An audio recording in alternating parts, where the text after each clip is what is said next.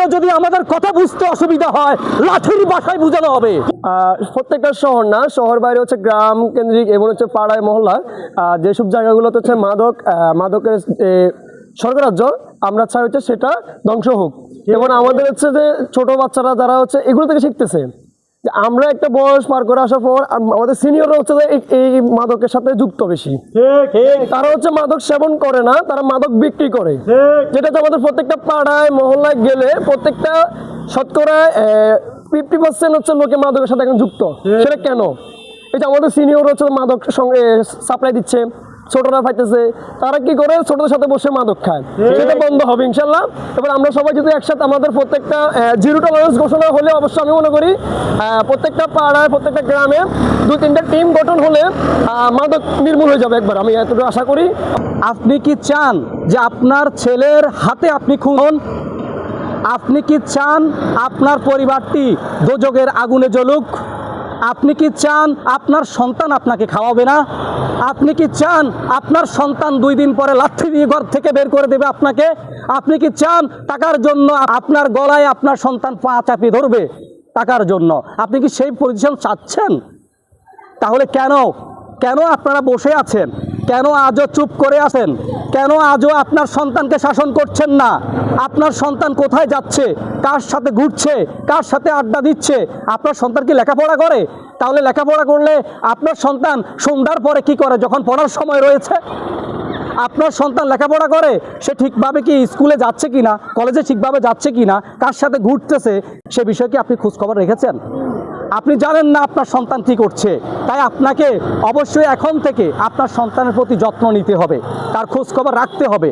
আর আপনার সন্তান যদি পড়াশোনা না করে, স্টুডেন্ট না, সে পড়াশোনা করে না, কেন তাকে বেকার বাড়িতে আপনি বসাই রাখবেন? সে কিশোর গ্যাং তৈরি করবে, সে মাদকাসক্ত হবে, সে নিজে তো খারাপ হবে, 8-10 জনকে আরো খারাপ করবে, যার কারণে একটি ওয়ার্ড নষ্ট হয়ে যাবে, যার কারণে একটি ইউনিয়ন নষ্ট হয়ে যাবে, যার কারণে একটি উপজেলা নষ্ট হয়ে যাবে, যার কারণে একটি জেলা বদনাম হবে।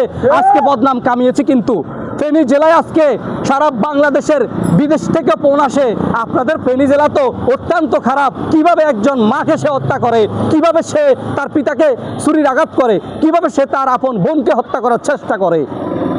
আপনি কি ঠিক এমন একটি চিত্রের মুখোমুখি হচ্ছেন? তাহলে বলবো, আজকে যেহেতু এটা 6 নং ওয়ার্ডের একটি প্রোগ্রাম, এই চন্দ্রপুরের গার্ডিয়ানরা যদি আপনার সন্তানকে ঠিক করতে না পারেন, একদিন আপনি এটার মুখোমুখি হবেন। সেদিন মানুষের ধারে ধারে যাবেন, বিচার চাইবেন। সেদিন আপনি বলবেন, আমার পক্ষে কিছু বলো দেশবাসীর কাছে। আজকে যেমন আপনার সন্তানরা এখানে অ্যাটেন্ড করেনি, আজকে যেমন আপনার সন্তানরা প্রতিবাদের ভাষায় কথা বলে না, আজকে যেমন আপনার সন্তানরা মাদক আসক্ত হয়ে পাড়ায় মহল্লায় সকল ধরনের অনৈতিক কাজে লিপ্ত হয়ে আছে, আপনার সন্তানকে ভালো কাজে আপনি পাবেন না। কিভাবে পাবেন আপনার সন্তানকে? আপনার সন্তান যদি ভালো কাজে থাকতো আজকে এই ব্যানারে আসতো। আমি শুনতেছি, যদিও আমি ছাত্র জনতার কেউ নয়, আমি ছাত্র নয়, আমি যেহেতু এখানে এসেছি, আমি তাদের সাথে অ্যাটেন্ড করেছি, আমি সব কিছু দেখি বুঝি। আমি দেখি একটি মহল এই ধরনের আন্দোলনগুলোকে প্রশ্নবিদ্ধ করার চেষ্টা করে। তারা বলে এ অমুক দল করে, সে তমুক দল করে। আরে ভাই, করুক। যদি এটি একটি একক কোনো গোষ্ঠী, একক কোনো দলের ব্যানার হতো, আপনার এই কথাটি প্রযোজ্য ছিল। এটি যেহেতু কোনো একক গোষ্ঠী, একক দলের নয়, এটি শুধু ছাত্র জনতা বলতে কি বোঝায়? সকল মত, সকল শ্রেণী পেশা, সকল ছাত্র সংগঠন সবাই এখানে এসে অ্যাটেন্ড করবে।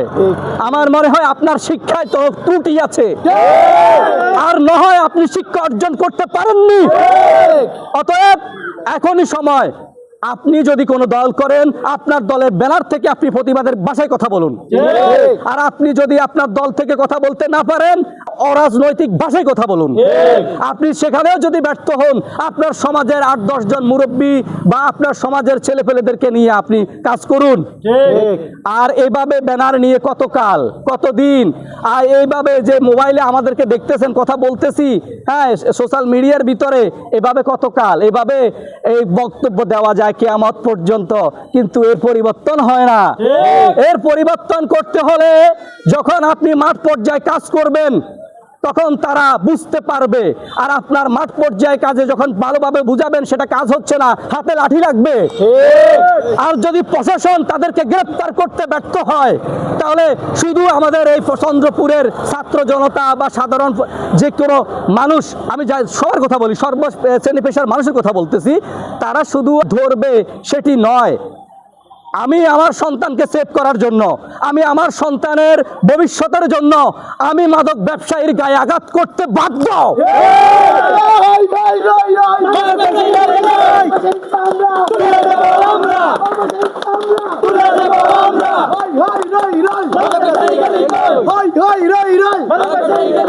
এবং কি আমি রাজনীতি মহলকে দৃষ্টি আকর্ষণ করছি, আমি বাংলাদেশ জাতীয়তাবাদী দল বিএনপির দৃষ্টি আকর্ষণ করছি, আমি এবং কি বাংলাদেশ জামাত ইসলামের দৃষ্টি আকর্ষণ করছি, এবং কি ইউনিয়নে যদি এনসিপি থেকে থাকেন আমি তাদের দৃষ্টি আকর্ষণ করছি।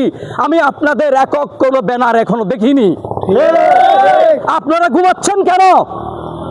তাহলে পাবলিক কি বুঝবে? আমি বিশেষ করে জামাত ইসলামের কথা বলবো এই জন্যই যে আপনারা রাষ্ট্রের বিরোধী দল, আপনারা সরকারের কোনো ভুল ত্রুটি দেখলে সেটার বিরোধিতা করবেন, সমালোচনা করবেন জনগণের পক্ষ হয়ে। আমরা সেই ভূমিকাও তেমন একটি দেখতে পাচ্ছি না। এবং যারা বিশেষ করে আমাদের ছাত্র দলেরও ভূমিকা প্রয়োজন আছে, তদ্রূপ যে কোনো সংগঠনের ছাত্র সংগঠনের প্রয়োজন আছে ভূমিকার। আমি ওইভাবে তেমন জোরালো কোনো ভূমিকা দেখছি না। অতএব শুধু আজকের ছাত্র জনতার এই ব্যানারটা এখানে দাঁড়িয়েছে, এই একটি ব্যানারে নয়, আরও অনেকগুলো ব্যানার নিয়ে সিন্দুরপুর নয়, পুরো ফেনী জেলায় আপনারা নামুন। প্রত্যেকটা গার্ডিয়ান নিজ নিজ সন্তানকে হেফাজত করার জন্য, মাদক থেকে বাঁচানোর জন্য, ভবিষ্যৎকে সুন্দর করার জন্য পুরো ফেনী জেলার রাজপথে নেমে আসতে হবে। এবং কি কেউ যদি আমাদের কথা বুঝতে অসুবিধা হয়, লাঠির ভাষায় বোঝানো হবে।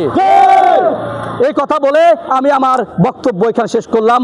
সম্মানিত চন্দ্রপুর এবং আলাতলিবাসী, আপনারা জানেন আজকে ছাত্র জনতার পক্ষ থেকে বিক্ষোভ মিছিল আয়োজন করা হয়েছে। আপনারা জানেন আজকের মিছিল মাদককে না বলুন, মাদক মুক্ত সমাজ গড়ুন। আপনারা অবগত আছেন চন্দ্রপুর গ্রামে মাদক কে বিক্রি করে এবং কে খায় এটা কারো অজানা, ঠিক আছে বলেন? আপনারা আরো অবগত আছেন চন্দ্রপুর গ্রাম এমন একটা গ্রাম যেখানে শিক্ষার আলো ঘরে ঘরে পৌঁছাতে পারেনি, মাদকের আলো ঘরে ঘরে পৌঁছে গিয়েছে। আপনারা আরো অবগত আছেন গতকাল দিলপুর গ্রামে যে নৃশংস ঘটনা ঘটেছে সেটার জন্য পুরো বাংলাদেশ কেঁপে উঠেছে, ঠিক কিনা বলেন? এখন মাদক সম্পর্কে আমাদের চন্দ্রপুর গ্রাম কি করবে? আপনারা জানেন মাগরিবের পরে আমাদের জলাকান্দি অনেকগুলো পুকুর আছে। দুর্ভাগ্য হলেও সত্য, এই সব পুকুরে সব সময় মাদক কারবার হয়। জনসচেতনতা কেউ তৈরি করতে পারে না, ঠিক কিনা বলে? 5ই আগস্টের পরে সরকার পরিবর্তন হয়েছে, রাজনৈতিক ময়দান পরিবর্তন হয়েছে। প্রশাসন বলেছিল মাদক নির্মূল হবে, মাদক নির্মূল হয় না, এটা দ্বিগুণ পরিমাণে বেড়ে গিয়েছে। এই জন্য সিন্দুরপুরবাসী পুরোই লজ্জিত। সম্মানিত এলাকাবাসী, সম্মানিত চন্দ্রপুর গ্রামবাসী, আপনারা একটা জিনিস মাথায় রাখবেন, মাগরিবের পরে আপনার বাচ্চা কোথায় যাচ্ছে, কি করতেছে, তার আচরণ কি পরিবর্তন হচ্ছে, কি পরিবর্তন হচ্ছে লক্ষ্য রাখুন। যদি আপনি লক্ষ্য না রাখতে ব্যর্থ হন তাহলে আপনার ছেলে অনলাইন থেকে আপনাকে মারার জন্য চুরি কিনে ফেলেছে, এটা আপনি মনে রেখেছেন। আজকে ছাত্র জনতা সিন্দুরপুর ইউনিয়ন যদি মাদক নির্মূল করতে ব্যর্থ হয় তাহলে মনে রাখবেন পুরো বাংলাদেশ রাষ্ট্র কাঠামো ভেঙে পড়বে। পুলিশ প্রশাসন যদি তাদের ভূমিকায় ব্যর্থ হয়, এই পুলিশ আমাদের টাকা দিয়ে চলে, আমরা শুধু এতটুকু বলবো, আমরা আপনাদের বিরুদ্ধে না, আপনারা আমাদের সাথে আসে আমাদেরকে সহযোগিতা করেন, আমরা আপনাদেরকে সহযোগিতা করব। আমরা আজকে যে সবাই ডেকেছি আপনারা সবাই জানেন, আজকে সবাই আসার কথা ছিল, কারা আসে নাই, কারা এসেছে আপনারা সবাই দেখেছেন। আজকে যারা এগুলোর সাথে জড়িত তারাই আসে নাই, তারা প্রতিবাদ করে নাই, কারণ প্রতিবাদ করতে হলে সম্মুখে আসতে হবে। আজকে আমাদের চন্দ্রপুরবাসী আরো আগ থেকে হুঙ্কার দিয়েছিল, কিন্তু এই হুঙ্কারে সবাই চুপ ছিল। আজকে যখন দিলপুরে একটা মা খুন হয়েছে একজন মাদক আসক্ত ছেলের কাছে, এখন সবাই যখন কথা বলতেছে আমাদেরকে সবাই দামানোর জন্য চেষ্টা করতেছে কিনা। কিন্তু আপনি দেখেন যে মাদকের কারণে আপনার ছেলে ধ্বংস হচ্ছে, এটা অন্য জনের ছেলে না, একদিন আপনার ছেলেও ধ্বংস হবে, এ কথা মনে রাখবেন, ঠিক কিনা? আমরা চাই আমাদের সমাজকে সুন্দর ও সুষ্ঠুভাবে পরিচালনা করার জন্য, আর যারা আমাদের সমাজে মাদক বিক্রি করতেছে তাদেরকে আমরা পাই পাই করে চিহ্নিত করে নির্মূল করে ছাড়বো ইনশাআল্লাহ।